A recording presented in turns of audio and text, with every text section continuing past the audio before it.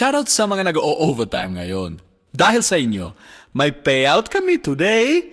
Love you, taxpayers. Shh! Nakakadiri yap. Tumatanggap ka ng ayuda. Isa ka sa rason kung ba't Pilipinas nagdurusa. Middle class nagtatrabaho, tas ginawa mo lang pumila. Korupsyon nga ba talaga ang problema? Oh, itong mahihirap na parte ng maling sistema.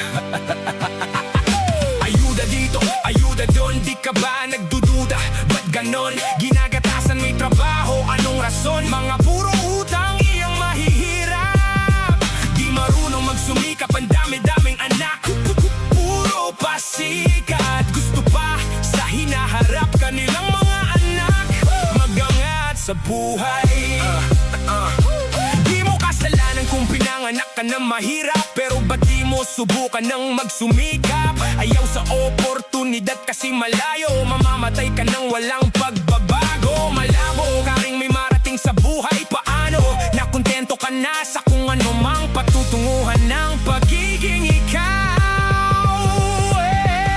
Ayuda dito, ayuda doon, di ka ba nagdududa? Ba't ganon? Ginagatasan may trabaho, anong rason? Mga puro utang, iyang mahihirap. Di marunong magsumikap, ang dami-daming anak. Puro pasikat, gusto pa sa hinaharap kanilang mga anak. Magangat sa buhay. Problema nga ba natin ang gobyerno o ang pagiging Pilipino? Mismo? Kasi kurap naman lahat kahit sino. Ultimo mga estudyante na tumatanggap ng ayuda, pinangpaparebend lang after nilang makuha. O pambili ng Starbucks, o pampasikat sa mga my day, o pambili ng samyup na madadaanan dyan sa highway. Ayuda dito, ayuda doon, di ka ba nagdududa?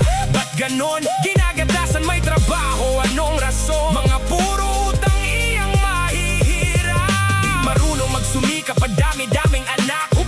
Puro pasikat, gusto pa sa hinaharap kanilang mga anak. Magangat sa buhay.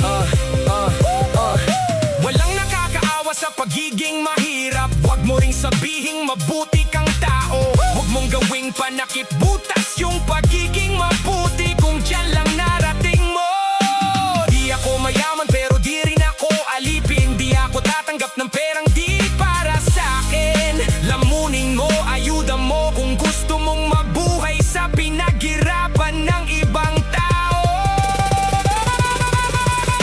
Ayuda dito, ayuda doon, di ka ba nagdududa? Ba't ganon?